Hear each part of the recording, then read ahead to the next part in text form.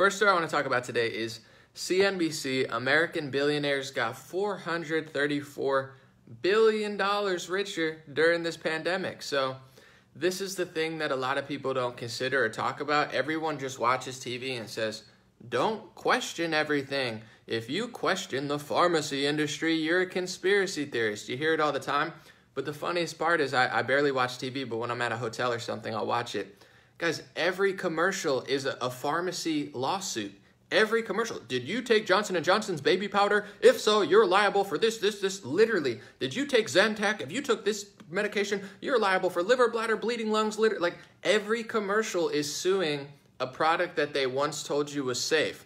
So how brainwashed or how dumbed down do you have to be to think that it's like some sort of crazy kooky thing to never trust what they say? You don't want to get the new medicine? What? How dare you quit? Every commercial is suing an old medicine that they just told you to get 5 or 10 years ago. How could you not question anything? It's ridiculous. It's like it's not a theory. It's all over the television. Anyway, I don't want to get sidetracked. Point I'm getting to is American billionaires got $434 billion richer during the pandemic. Who got the richest? We'll talk about the gains, but two of the people who got the most amount of wealth was Jeff Bezos and Mark Zuckerberg had the biggest gains. According to CNBC, Bezos had an increase of $34.6 billion, and Zuckerberg had an increase of $25 billion. Of course, they're wealthy. They're always going to make money. But what happened with Amazon when everyone's closed down, when small businesses are closed? You can't go to the farmer's market because the farmer's market's closed down. You can't go to the mom and pop shop because the mom and pop shop's closed down. So where's the only place you're allowed to get your stuff besides Walmart or whatever, restaurant they allow open? Amazon. So what do you know? Amazon made a lot of money, more than normal. Isn't that interesting? What else does the guy who owns Amazon run? Does he own a newspaper? I'm trying to think. Oh, he does own a newspaper. It's called the Washington Post. Democracy dies in darkness. One of the two trusted news. They say, if you don't read the Washington Post or the New York Times, you're just a conspiracy theorist. So the guy who owns Amazon owns the Washington Post.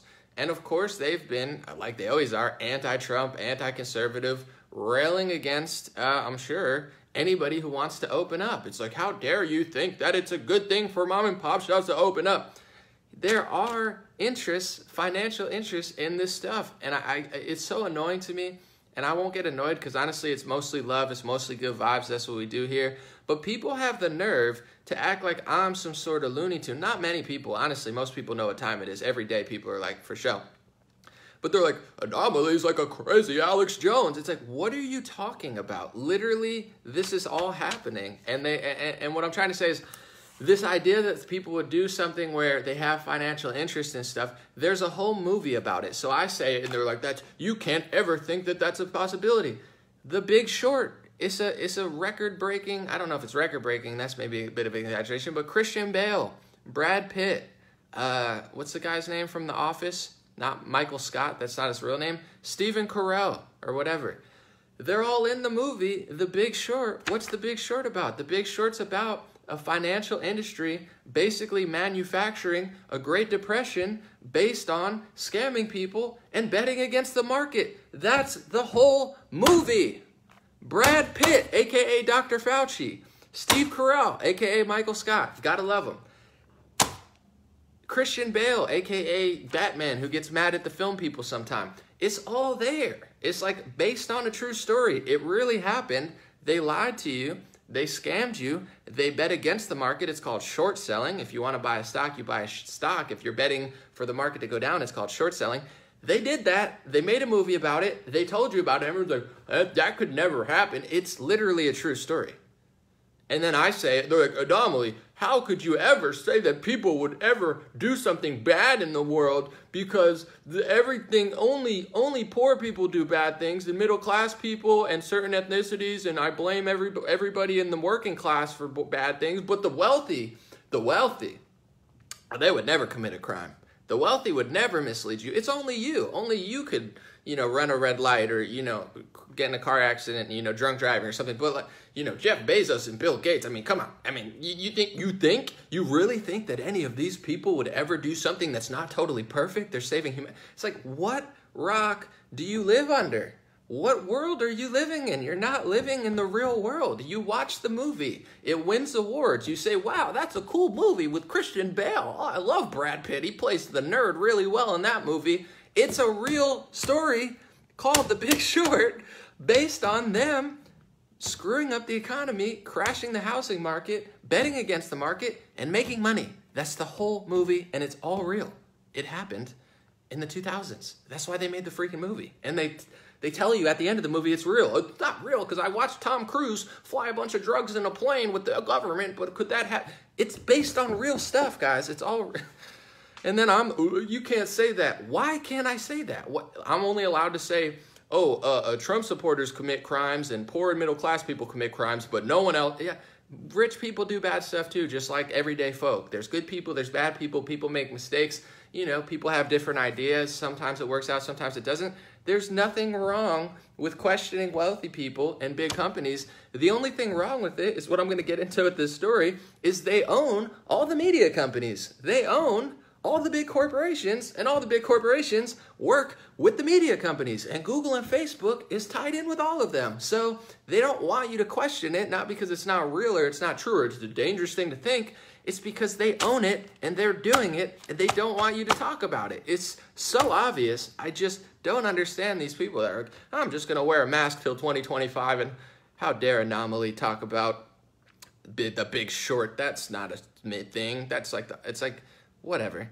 But CNBC reports that American billionaires got $434 billion richer during the pandemic. Of the two ones that are profiting record levels, Bezos owns Washington Post, one of the most trusted names in news, and Mark Zuckerberg owns Facebook and Instagram and other things. But Facebook and Instagram, which, works with the World Health Organization and others to say you can't question it, conveniently, his website's doing great. And I have to say, I'm doing okay too because I work with Facebook.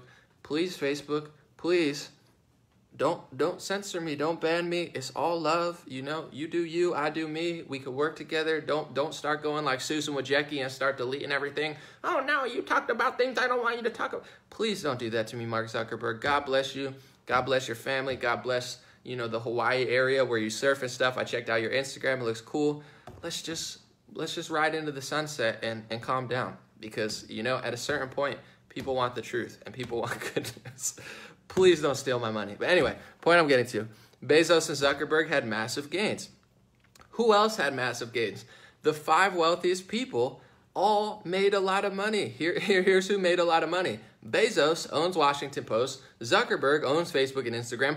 Bill Gates, you can question Donald. The audacity of these people, they're like, you can't question Bill Gates, you crazy lunatic. Bill Gates is the greatest man to ever walk this planet. There's Jesus Christ, there's Bill Gates, Lewis and Clark, Pocahontas, Sacagawea, Martin Luther King, and Bill freaking Gates. It's like Bill Gates is unquestionable. They're like, how dare you question Bill Gates? No, but anyway, it's like, but then the same people that say you can't question Bill Gates, they hate Donald Trump. They're like, it's a conspiracy theory to suggest Bill Gates is doing anything, but Donald Trump did everything in the last 100 years. He started World War II. It's Pearl Harbor all over again. 90,000 people on his watch. Russia collusion, Ukraine. It's like, why can you question anything that Donald Trump does, but then I question Bill Gates and it's somehow, Bill Gates is just really trying to help me never do anything bad ever. Okay, whatever. But anyway, Bill Gates is profiting. And also, I want to say this I'm not even going to say the name. The product, there's a certain product, a certain medical product, and this isn't a theory, this is a fact. There's a medical product that they want to give everybody. It's called a vaccine. I'm not an anti-vaxxer. I'm not out here spreading misinformation that the World Health Organization is the center. Oh my God. I'm just saying Bill Gates wants people to get a vaccine. He talks about it all the time. So does MasterCard. It's interesting. Bill Gates is working with MasterCard on a cure and a vaccine. They're working together with certain organizations, and MasterCard says, we don't want our employees to go back to work until everybody gets a vaccine. Could it be a conflict of interest that the same company, MasterCard, that's working on that product that they want to give to everybody says that their people probably shouldn't go back to work until they get their product? Can I say that? You did 2 years of Russia collusion. You did 2 years of Ukraine collusion. Can I say that? Is that allowed, or am I only allowed to question billionaires that, Democrats don't like? I'm just saying Bill Gates and others, companies like Moderna, GlaxoSmithKline, Johnson & Johnson, beautiful people, amazing hard work, just out there really, making America great again and stuff. I'm not knocking the great stuff that they do. However, they want to give a product to billions of people. What happens if you can, and Bill Gates says in an interview that they want to do it multiple times a year, like the seasonal flu with COVID-19. So you have a product that you essentially, and this isn't in my words, in his own words, he wants to give that product to basically the entire world. He puts his hands like this. He's like, basically, I just want to give the vaccine out to like everybody. That's like literally how he talks. That's his like hand signals. Like me, you feel it. Him, it's like, meh. But anyway, he wants to give it out to the entire world. Outside of theories and conspiracies, I'm just saying it's simple business. You get what I'm saying? He wants to give it to 1 billion people 2 times a year. He's going to have a certain bias, I'm sure, just like MasterCard is, just like Jeff Bezos is, just like Mark Zuckerberg is. If their wealth is quadrupling or double, more than what they normally get, I'm not saying it's quadrupling, they don't have the same interest as the business owner like Shelley Luther, whose business is getting destroyed, who doesn't have millions of dollars, who is trying to run a small mom and pop shop and survive. So they have different priorities. It's the same with like these millionaire politicians. They have like indoor spas in their house. So it's a lot easier. We're all in this together. You have like, Arnold Schwarzenegger sitting in his hot tub. He's like, we're all in it together. It's like, no, we're not, Arnold. If you live in Brooklyn or Queens and you live in a, multi-generational home and you're not rich, we're not all in this together, because it's not easy to live in a 1 or 2 bedroom apartment with 3 people, let alone have to stay there, because you can't go to the gym, you can't go to work, you can't go anywhere. It's a death sentence for the poor and the middle class. It's horrible. It's leading to domestic abuse, child abuse. It's all coming out now. Suicides, opioid deaths. We're not all in this together. So the point I'm getting to, it's not this wild, crazy, dangerous thing to suggest what's happening is happening. The 5 richest billionaires, Bezos, Zuckerberg, Bill Gates, Warren Buffett, Larry Ellison, all making a lot of money, all working. Who does Facebook and Google work? If you go on Google, who's prioritized news? Am I prioritized news? No, of course not. They shadow ban me. They literally do. They delete my videos, and then you can't even find it. You search for my name, and my videos don't even come up. I have videos with hundreds of thousands of views, and it's like interview anomaly with like 2,000 views. Why would that be before mine? But anyway, YouTube works with all these news companies. So as George Carlin, the late great George Carlin said, it's one big club and you're not in it. Bezos owns Amazon. Bezos owns Washington Post. Mark Zuckerberg owns Facebook and Google. Mark Zuckerberg owns Facebook and Instagram and other apps as well, and Oculus Rift, just fun to know. Google owns YouTube. Susan Wojcicki works with all these news corporations. Bezos owns one of the news corporations. Mike Bloomberg owns one of the news corporations, and he ran for president as a Democrat. Clearly doesn't have the same values as we have. Bill Gates is not only so far, in deep with the pharmacy industry, he might as well just own it at this point. He works with literally everybody. He's working on multiple different vaccines at once, and he's profiting as all this is going on, and he's trying to spread the word that we're not allowed to go back to normal until the product that he's working on gets out to the entire population. Holy conflict of interest, Batman. It's so obvious. They're like, Trump is invested in hydroxychloroquine. He might be. Talk about it till the cows come home. If he's invested in a company that's invested in hydroxychloroquine, you should be able to talk about it. But we should also be able to talk about this, because they're not hurting like most families. They're doing phenomenally.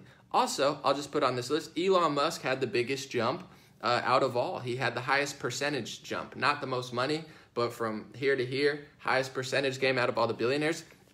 Who lost out? Not every multimillionaire, billionaire is doing good. Ralph Lauren dropped a lot of money in value, and that's the name of the game. Who profits off all this stuff? It's the digital companies. Facebook crushing, Google crushing, Amazon crushing, Walmart because it's the only store open, crushing, Warren Buffett somehow made money. How did Warren Buffett, here's an interesting question you got to ask yourself. How did Warren Buffett make money through this pandemic? Pretty much what he does is stock market. Berkshire Hathaway is massive stock, and he does pretty much exclusively, I would say at this point, stocks. That's what he does. How did Warren Buffett make money? I didn't even think about that till now. Berkshire Hathaway stock is not booming. The whole Dow went from 30,000 to 24,000. How in the world did Warren Buffett make money? Interesting.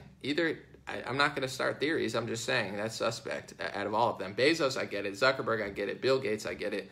Elon, I get it. Buffett? Suspect. Anyway, Ralph Lauren didn't do well. Retail stores getting crushed. Digital stores booming. That's the name of the game. Media companies, if they're digital, they're doing well. And all the digital companies are carrying the water for the corporate media. And when it comes to corporate media, it's only 4 or 5 or 6 corporations running the whole show. And all of them agree on everything except for half of Fox News. So what do you see in the news?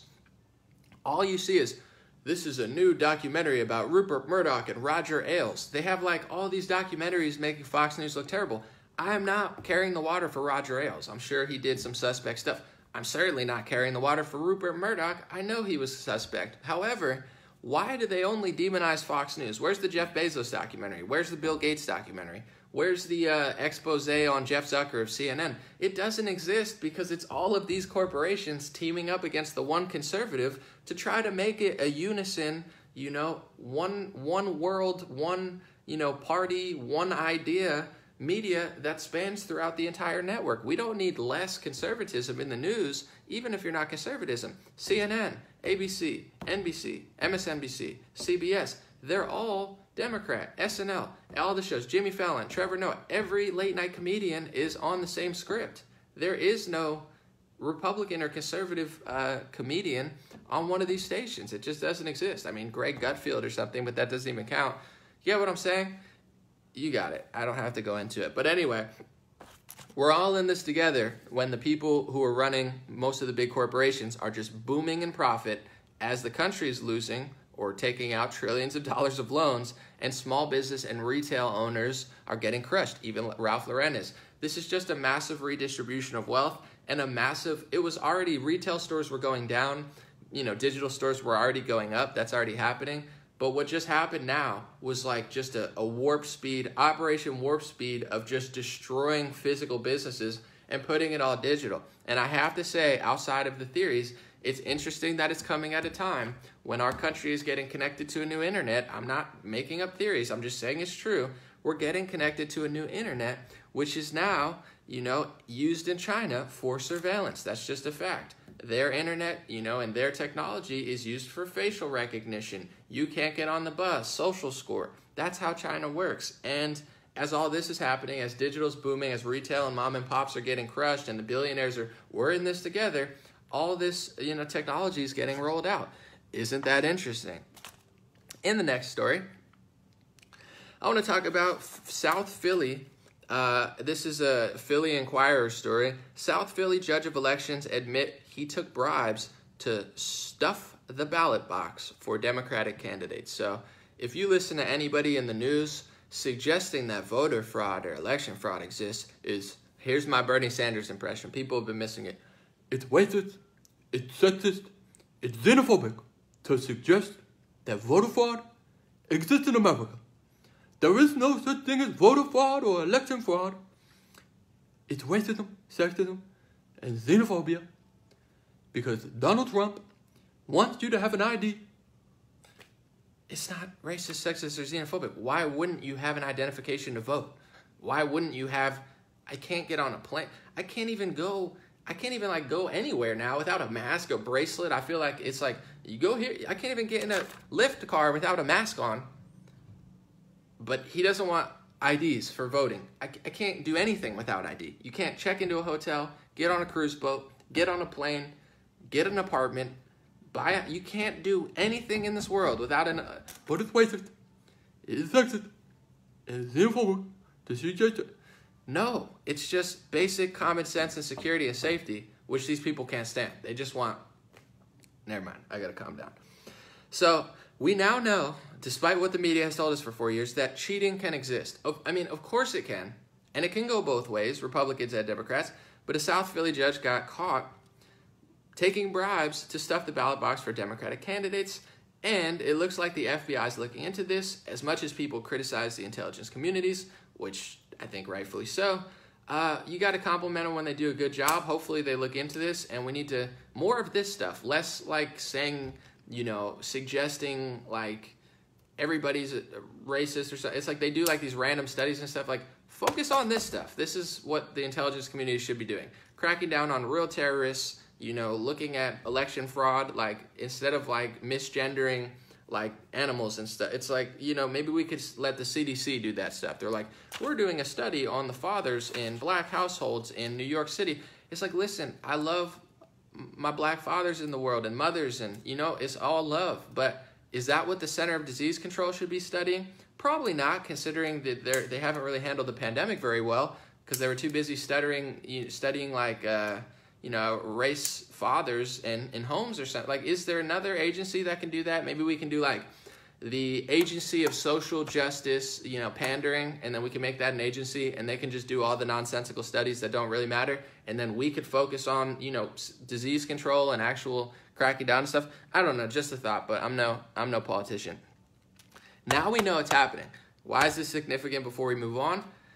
Now that he got caught, I bet people who on the right and the left who are going to think about stuffing the ballot box and taking bribes, I bet they're thinking twice now about doing it since the FBI is looking and cracked down on this guy. So now anybody who wanted to cheat in November, either Republican or Democrat, is probably like, ugh, I don't know. They're on to us. So this is very significant, and I think that's one thing that the Trump presidency probably will do. He understands election cheating, and I think he's going to take it a lot more seriously than other presidents. So this is good news, and anybody, regardless of your political affiliation, you should want a fair election. If we don't have fair elections, we don't have a democracy. If we don't have a democracy, this is not a free country. If this isn't a free country, you can't go anywhere without wearing a mask or, you know, being 6 feet. Oh, wait, that already happened. Never mind. But you get what I'm saying. Overall, good story, good news. Hopefully nobody cheats in November.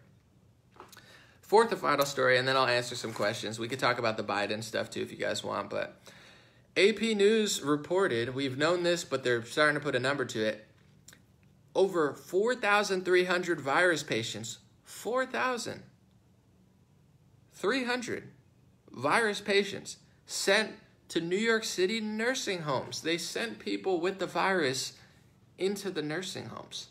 Horrible strategy. We had the Javits Center. We had the Comfort. How long were they doing this? When did they start doing this? I got to look further into it. But this should be the biggest scandal of the entire shutdown. If you look at certain countries and certain states, you take them away, the crisis is really not bad, even on a worldwide scale. If you count all the deaths, the amount of deaths from coronavirus from January to May, they don't even equal the amount of alcohol deaths, people who are dying from alcohol. It's like 3 million a year. So you figure, 4 months would be about 1 million people. This still doesn't equal the amount of people dying from alcohol. At the end of the year, it's not compared to other deaths worldwide. We don't want people to die, but millions of people die from diarrhea. Millions of people die from a lot of things. The point I'm getting to is outside New York, Spain, UK, France, Italy, you take those countries away, it's like the crisis is virtually nothing compared to anything. So why did New York do so bad? Yes, there's subways. Yes, it's cold. Yes, people are crowded. Yes, it's dense. But I'm guessing that putting 4,300 people with the virus into nursing homes probably didn't fare well. And in New York and Pennsylvania and pretty much across the country, most people dying are in nursing homes. The average age from last time I checked was over 80. So this isn't like a youth crisis like they're pitching it to people. It's not good. Young people have suffered. Older people have suffered. But by average, I think in Pennsylvania, the average, it was like 80% of people or so were dying in nursing homes. Like, it's that high in certain areas. And in New York, it's pretty similar. And they found out a couple weeks ago, most people going to the hospital with COVID-19 were indoors. They didn't go out. They weren't essential workers. So the theory of going out and interacting with people is really going to mess you up. What about the guy who works at the grocery store giving people stuff 100 times a day, interacting with hundreds of people every single day. I know dozens of essential workers. There is no essential worker crisis. There's more people from indoors getting the virus, and that's a fact in New York City. I think it was like 66% or so of the, you got to look it up, of the people, the newly, hospitalized people were indoors and weren't going outside at all. They were not only social distancing, they were self-isolating to fullest extent. This needs to be looked into. I mean, 4,300 people with the virus sent in New York nursing homes. In a fair society, this would be a big story. In a society where most of major corporations own the media and they all have a huge liberal skew, you're not going to hear about it. Fourth and final story, and then we'll really answer questions. What's up, Lily? Trump said we are not closing our country if the second wave comes. Basically, he said there's going to be hot spots or whatever, and we'll put out the embers. But he seems pretty strong on not closing the country after this, which is a good thing to hear, because I know there's going to be a lot of people who want to close. People asked earlier, does he have power over the states? Now, this is the problem with him closing the first time, and not just closing, but extending. And in my personal opinion, and I've said it many times, I think he extended too long. I think he put too much pressure on states like Georgia for opening. I think he didn't do enough for New York, New Jersey, and I think, honestly, he's been going around spreading misinformation about how bad the virus is. That aside, he opened Pandora's box of, what is law now? What is rule? What is the Bill of Rights? What is the Constitution? Does it exist during a pandemic? I don't know if he's going to be able to decide what New York, New Jersey, California, Washington, I don't know if he's going to be able to decide that. So you're looking at a very likely situation of Florida, Georgia staying open and being reasonable, and maybe California, New Jersey, and New York just shutting down shop. But then you also have, are they going to be able to do this? How long can you really shut people down? Like, at a certain point, is Los Angeles and New York City just going to fail as cities? If they want to play this game of shutting down every season, they're going to fail as cities. They're going to lose a lot of money. They're going to lose all business. I mean, Amazon and Facebook will take over the city or something. I can't imagine that's going to work out for the liberal cities. So it'll be interesting to see what happens later. Trump says he's not shutting down, but good question earlier by Dean saying,